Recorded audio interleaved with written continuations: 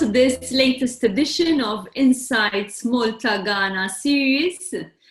Today with our resident guest, Christopher Buzetil-Delbridge, who is the Managing Director of Evolve Limited. We have the pleasure to welcome Mr. Herbert Friese, who is the General Manager of Dutch & Co, a Ghana-based company, together with Mr. Matias Petry from Maltese company Altern Limited. And co-hosting this session with me is business consultant Nadia Patch. Welcome, everyone. Thank you. Welcome. Perhaps as is now customary, we can start off with a little bit of an introduction and also maybe understanding the background of our guests. Perhaps we can start with you, Herbert. Would you like to tell us a little bit about your background and your work in Ghana and also the mission and vision of your company? Good. Good morning, all. My name is Herbert Friese. I'm the General Manager of Dutch & Company Limited, a company registered and based in Ghana since 1993.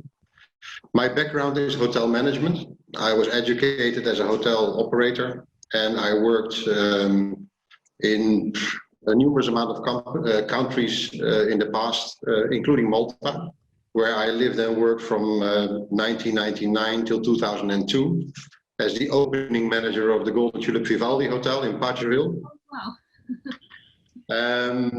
In '94, I lived in Ghana for 4 years. Left Ghana for a year in the Netherlands, then 4 years in Malta, 4 years in Tanzania. And then we decided privately to come back to Ghana in 2006 on a permanent basis. At that time, I was still employed with Golden Tulip Hotels as Vice President for Operations and Development for Sub-Saharan Africa. And in that period, I had a lot of dealings with real estate and obviously exploring the West African market very carefully. In 2010, I became independent and started my own company called Hotel Solutions. With that company, I did a lot of matchmaking between brands and investors and tourism opportunities in Ghana and West Africa. Established an award-winning 5-star resort in the western region of Ghana in Akazombo. And then the Ebola crisis started in 2013, which completely collapsed the hospitality market. And I was approached by a Dutch-owned company in Ghana that I knew already, Dutch & Co, and they were active in the renewable energy and energy efficiency field. So since then, I have been their general manager, driving the growth of the company. And our primary objectives are to reduce the demand of electricity in businesses by the use of LED lighting, and to increase the supply of electricity by solar energy. So we are now in 2020. In the meanwhile, we have installed close to 2 megawatts of solar in the renewable energy space in Ghana. And we have a wide network within the sub-region of West Africa and in Ghana when it comes down to projects on that basis. So glad to be part of this team. Fantastic. Remarkable evolution, Herbert. A lot of synergies, I think, with you, Matthew. Yes, definitely. Looking forward. Tell us a little bit, maybe also about your background and what your company does. So, hi everyone, Matias Petry. I've studied engineering and specialized in renewable energy and sustainable technologies from the very start. We started Altern just over 11 years ago.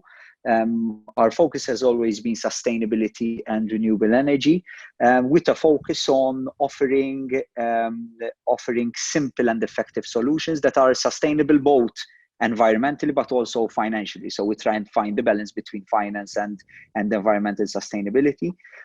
We have 3 main pillars. The first is research, where we develop future innovations. It's basically the fuel to our future products.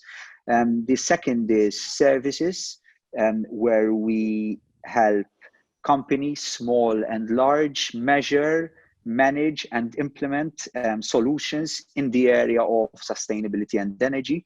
Locally, we've helped some of the largest companies. In Malta, we've worked with German-based companies, with Hungarian-based companies. We've implemented projects in offline through our base in Malta, both also in Riyadh, Saudi, and through these services, we help companies develop their projects in the most sustainable way, or measure the energy of their current building infrastructure to be able to manage their energy better.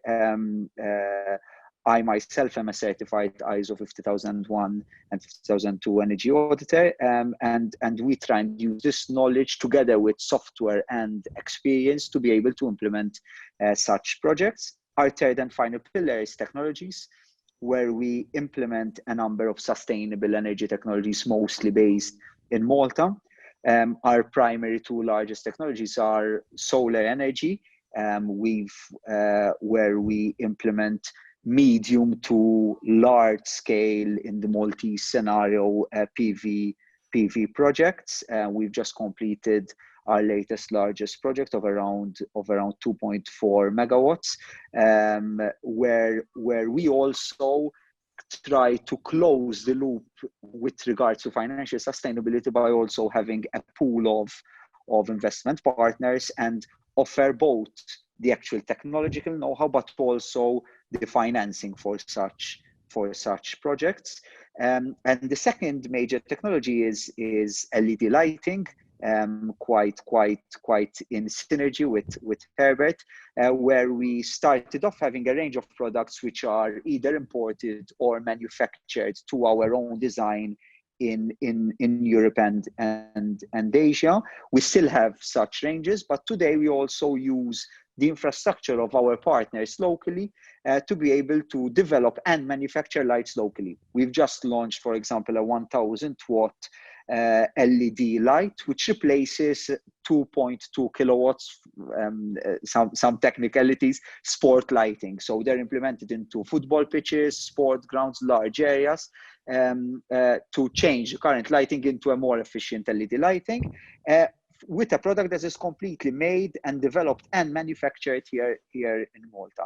And this is where we try and give our unique selling point, in the sense that we can be customizable without the need of immense high quantities, which is what Asia would request, or without the high costs which mainland Europe would request. So we try and fit in a bit into this niche, let's put it that way.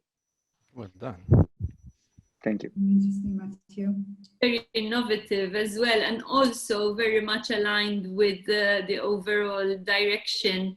The climate is very much favoring sustainable solutions. So it's great that you're offering these also tailor-made solutions to the market.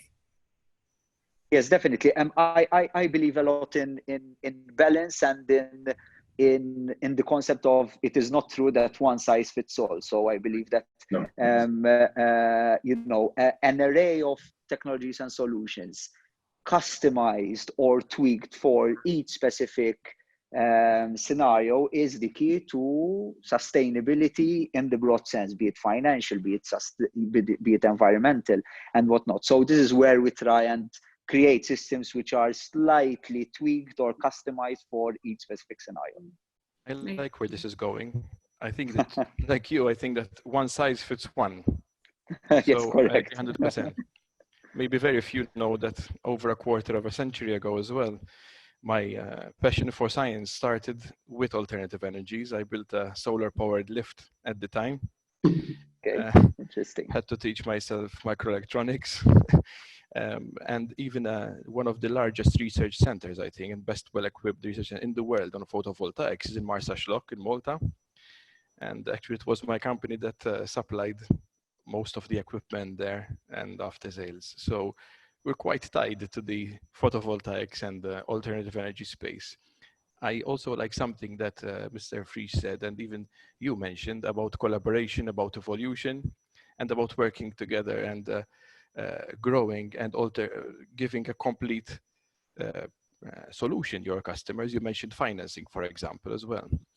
this is something that we are seeing even post-COVID, and people need to do projects and maybe are lacking the financing part. So why not offer and bring companies together that can do alternative things to offer one solution to the customer? So, but I'm sure that we can delve into this type of discussion further down. Certainly. Matthew, you are primarily based in Malta, right? But you mentioned exploring as well different markets. Yes. I wanted to ask, perhaps as well, Chris, you can share your experience in this regard. How valuable and how useful are trade missions to explore working in different spaces, in different jurisdictions? Shall I try? Shall I start? Okay. So to me, it's great. It's the first thing that you need to do, but it's also what you make out of them. I mean, if there are 50 people on a trade mission and 40 are not doing their research before and their follow-ups afterwards, might as well go for a holiday. So you need to, work for that trade mission and make the bet, but they do offer a great opportunity. Safety in numbers, and you're introduced to people that you wouldn't have the chance to be introduced to or to meet if you go alone for the first time. An unknown country, so the risk is reduced drastically, or eliminated, you can say. So yes, trade missions are a great start. I joined the first and second trade mission that happened to Ghana. And if there's a third, I will join it as well, even though I've been innumerable times to Ghana in the meantime. But you can never network enough. If I may, yes, we've been, so primarily our business has been based in Malta, or as I've explained, working offline with clients from different countries, offsite from the actual point of implementation. But we are in a process, especially when it comes to lighting, to internationalize. I haven't mentioned, we've just launched just a few months ago, we've just launched a new brand called Shapeclamp.com. I've mentioned this a bit, which gives it's basically an online platform which gives the opportunity to anyone across the globe to design their very own light fitting. So we've developed a 3D software which gives you the possibility to design your own thing within set parameters, and ordering it anywhere in the globe, and basically us manufacturing it and receiving a flat pack which is then assembled by yourself, giving the opportunity of democratization of design, let's put it that way. And through these ventures, we are looking at internationalization, including Ghana. We haven't been to a specific trade mission yet in Ghana, but we are looking forward to visiting. We believe in the power of networking. I think it is key. As humans, it is key to network, but even more so when it comes to business. So yes, definitely open to collaboration. I believe a lot in collaborating with companies already based in the scenario. That is why I see great possibilities to discuss with Herbert. And so the power of networking and having key individuals in being knowledgeable on the subject, and also based or having already experience and knowledge of the area is I believe key. And why initially, Matthew, were you interested in Ghana in particular? Well, there are a number of points. So first of all, we see it as a natural step into the African market. Be it language, be it sun. I have to be completely honest. I visited Ghana back in 2012 or 2013, originally to look at the current the local scenario when it comes to solar energy and sustainability, but then it was put aside for a number of reasons. But we see it as a natural step into Africa because, as I've explained, language, political stability, the British colony history tends to have, let's put it that way, impose a certain structure which is relatively gives a bit of similarities to the Maltese system. And so these are all important steps. We also see a possible opportunity when it comes to on the broad sense, nationalization of manufacturing. So whilst certain manufacturing today can only happen in Asia because of cost, because of infrastructure, we believe that Africa can also be a closer to home manufacturing point when it comes to global internationalization. This is me looking on the medium long term, but I see an opportunity there, and I see also that especially the European companies are also moving into nationalizing certain supply chain productions because of what has happened in the past months with COVID, for example. So there are a number of opportunities that I see in Africa, and Ghana, I believe, is a natural step. Interesting. Herbert, you've been to Malta and you know Malta very well as well, and you've been in Ghana now for a good number of years. What do you think are the synergies between both countries for a business First and foremost, I think there are a lot of similarities. I mean, Maltese are very entrepreneurial, likewise the West African and the Ghanaian population. Education is high on the agenda of the countries, both. I think both countries serve as a hub to their respective client markets. I mean, Malta is strategically located between Europe and North Africa and the Middle East. I mean, Ghana is the hub both by sea and by air for West Africa. And I think where the interesting part is for companies to look at Africa in general, but Ghana specifically, is the enormous growth in population. I mean, the population growth in countries like this grow with 2.5% to 3% every year. So that means that the consumer market keeps on growing exponentially. And we don't have, the population here is predominantly young. So that means there's a lot of future prospects for people to buy your products or to use your services.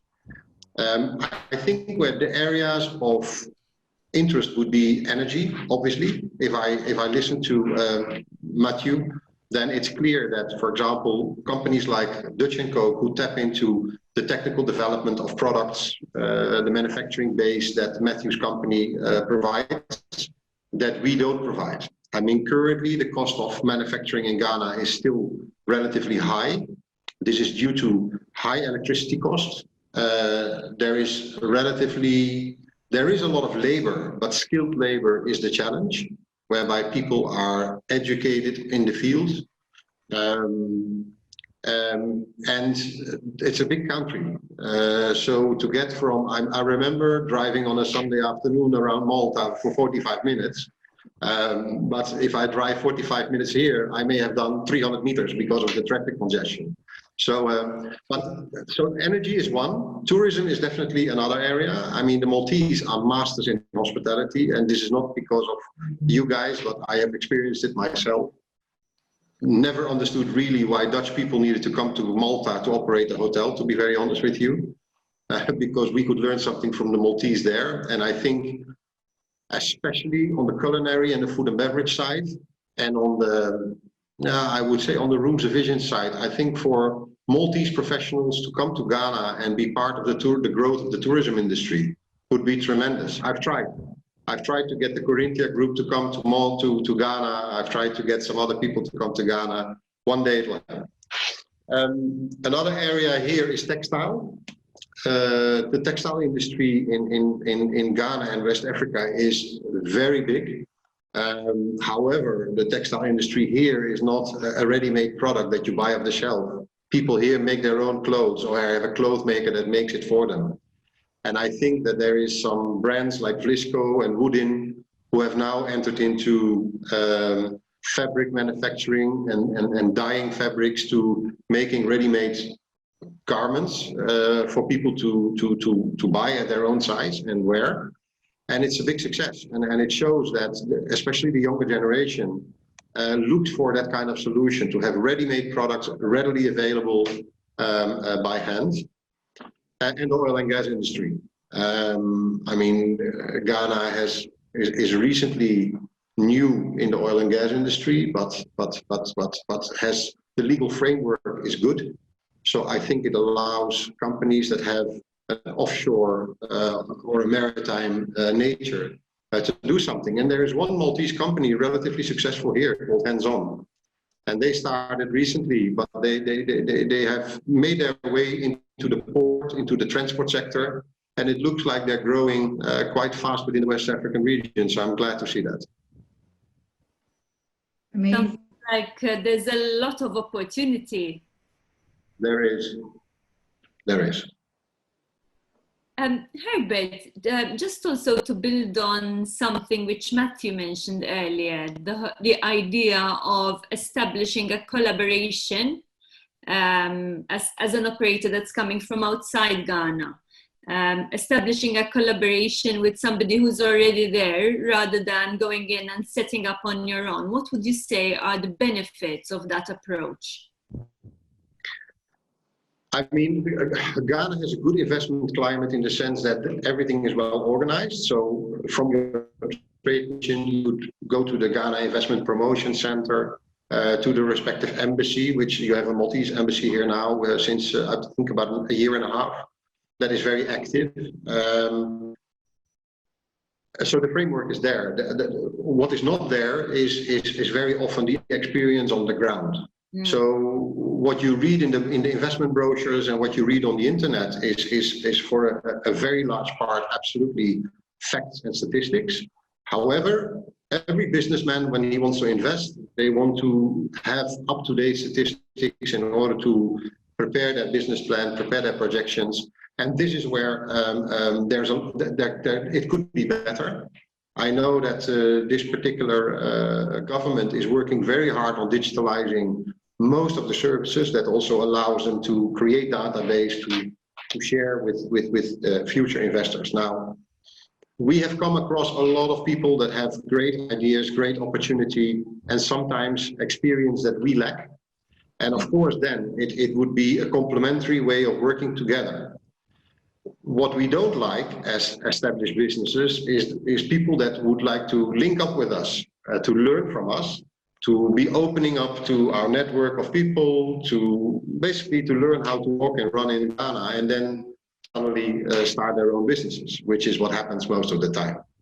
So I think the ethical side of doing business is very important when you do matchmaking in this sense.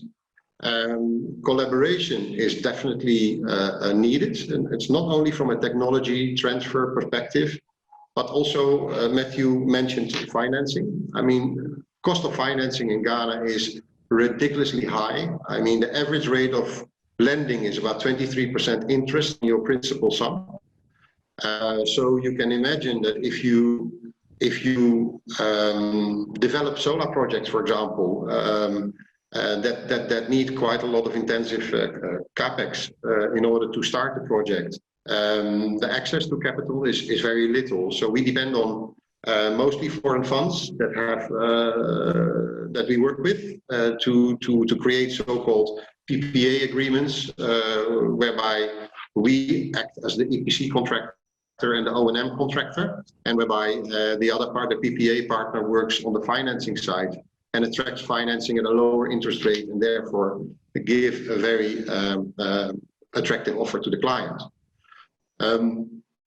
I think collaborations would be advisable, considering the fact that countries like Ghana are amazing countries with amazing opportunities and great people to work with, but there's always the risk of the unknown and the risk of being taken advantage of. And I think therefore it is good to hold trade missions. What lacks in trade missions very often is that there's not a wide spectrum of people. Very often it's like, okay, I know this person or I know this company, so therefore let's link them together. But there's actually quite a lot going on which is informal in Ghana. And that is actually how I know Malta from 20 years ago. A very informal and entrepreneurial business climate, whereby the rules needed to be written by people that had the right intention of doing the right business. And if you're willing to work on that premise, The world is your oyster here. I met my best contacts in Ghana at the airport in Schiphol on my way to Ghana. Yeah. So then you develop that, you know, so you have to be in it to win it. That's it. Otherwise. And you need to be present. Ghana is not a business climate that you can operate on remote. No way. You need to be hands-on, in the business, on the ground. be there regularly, and surround yourself with people that you can trust. Which is, I mean, it's all over the world. It's like that. It's not only between Ghana and Malta. That's the principle of business, but it's an important factor. And I've said on other. Sorry, go ahead. No, Roberta. Because to stick to your question, the advantage of stepping into a driving car, so to speak, is also that you don't necessarily have to invest the foreign direct investment that you normally need to do when you set up a company from scratch. The investment laws in Ghana are very protective of Ghanaian businesses. That is logical.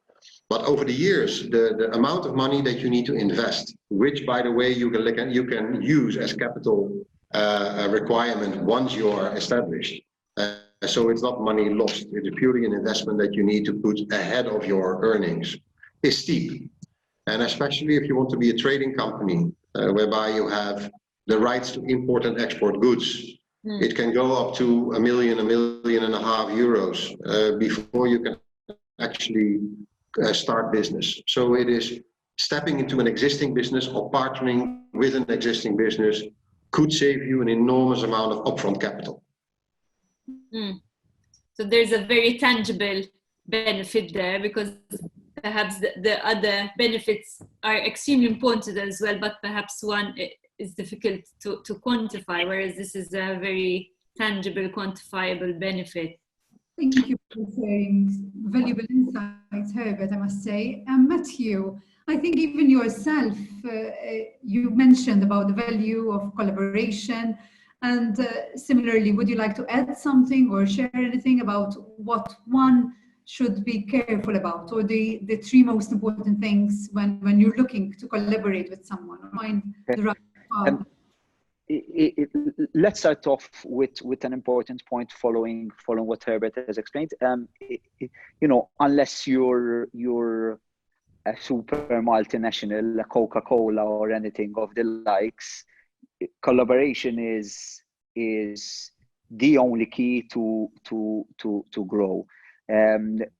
We are quite against the silo effect, which unfortunately sometimes Malta suffers from, and we believe that you get the people who are either experts in the area or experienced in the area to do the respective jobs, and that is, I think, our golden rule, whereby we collaborate on things that offer synergy, that can benefit both.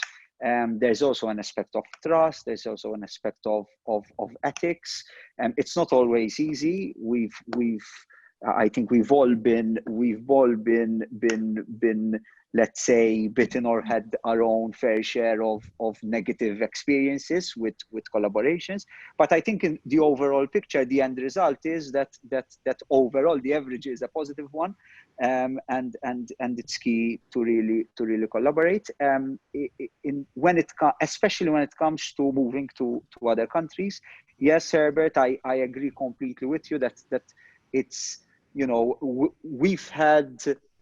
we've sat on Herbert's seat here in Malta numerous times, whereby foreign companies, foreign suppliers, foreign manufacturing companies who are looking at moving to Malta because of the economic climate that we've been experiencing for the past years, move into Malta and look at opening shop here in Malta or establishing business here in Malta, and given they might be in our sector, approach us and whatnot. And yes, a number of times you get people, fishing around and then, jumping on the bandwagon and taking on their own route. But this happens.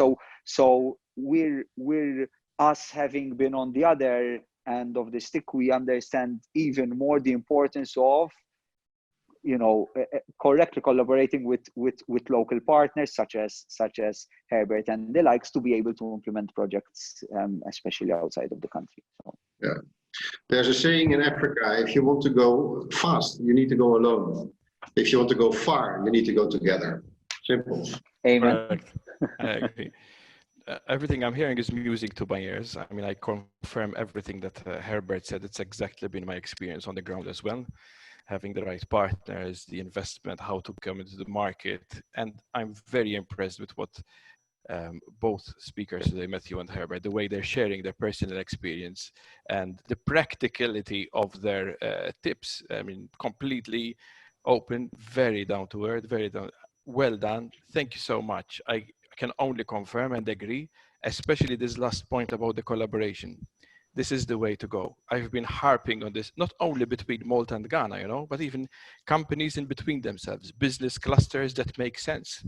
Yeah. Someone brings the financing, someone brings, I don't know, the M&Es, someone brings the construction, and together we create a complete project. Of course, that is the way to go. And if we have to look at it, I've said it before, COVID has been an accelerator of this. It's an opportunity for us to open our eyes to what lies around us and remove this insularity that is a mindset that will not get us anywhere. I'm very pleased to hear that everyone is aligned today. In fact, we didn't have to ask much or say much. Chris, they must have heard our conversation, because just yesterday we had exactly the same conversation and the same chat about collaboration and the importance for how important it is for businesses, especially the ones based locally, when they have complementarity of services or products, to collaborate together and find ways of taking the product elsewhere. So we thank you very much for being with us definitely today, and for joining us and for sharing those interesting insights, very valuable, very practical, as Chris mentioned. And obviously we hope to meet up very soon and to visit Ghana as well, and come and visit you, Herbert, in Accra. That would be great. Let me know. I'll be there in a few weeks. I'll see you. Thank you. Good. Thank you. Thank you. Fantastic. Thank you all for the time. Thank you so much. Thank you very much. Thank you for joining us this afternoon. There are challenges that also precede COVID. Businesses that do not adapt to changing situations, they fall down. Ghana always offers opportunity to the outside world.